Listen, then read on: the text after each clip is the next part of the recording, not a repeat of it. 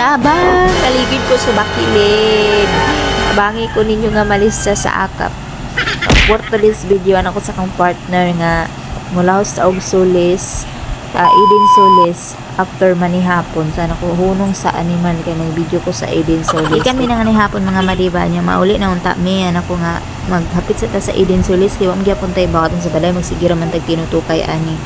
No, mapit sa ta para makadawat ta sa ayuda sa akap.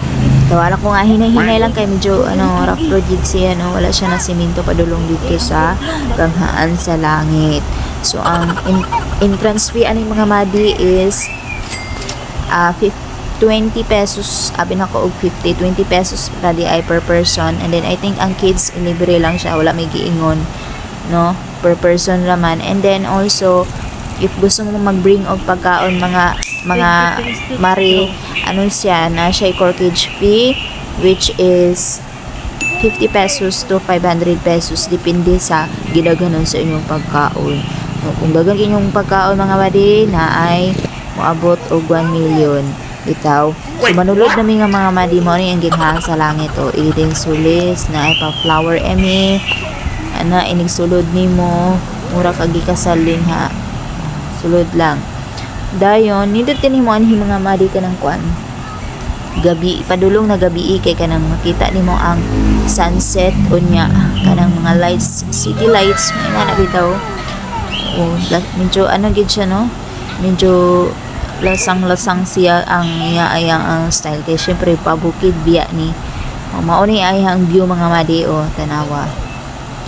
Daghan na gatambay diri, daghan na gaimot dinhi nasa sila'y kantin. So kung nagutom ka madi og kanang hinuna-huna sa imong problema, pwede ra ka mag-snack diha naa sila'y baligya. And also kung gusto nimo mag-relax niya na kay bata, pwede nimo kuralon imong bata dito katong na mga hearts madi, pwede siya dito magdula-dula no. Pero syempre tanaw-tanawon gyapon nimo kay basig niyala ka nga imong anak to sa ubos na ligid. Ngadto pa gini sa unahan mga madi kay tanaw na mo taon sa gini katsada ang Eden Solis no, kay kanang duol ra man actually naara ni siya sa dapit sa city mga madi, pero kanang karon lang nakahigayon. So mong gituan gyud namo no, dala na lang po ka relax ay silis gikan na ni hapon.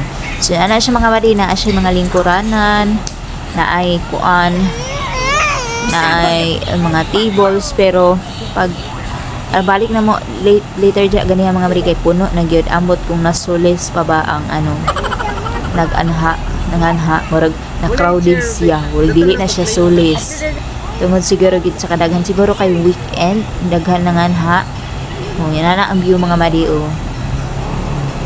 nice ang view kay malantaw nimo ang kaugmaon naway kamo charot lang. Maglagot ko na yung anak mga madi kay grabe ka kanang buluyagon. Mahadlok mi tug ubos siya basig magpataka kanang ambak-ambak ligid unya. Pero I think kanang dili raman siguro kayo gid nga nakabakilid. So zoom in zoom out na. Pagbalik na ko na dira gani mga madihas kang pagkadaghana na daghan na kayo tawog gyud.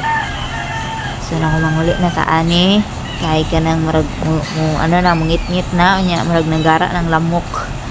Ngit-kit na ang lamok. So ana ko mauli na ta. Uli na ta humana imong pagpahimulos din ha. That's it for this video.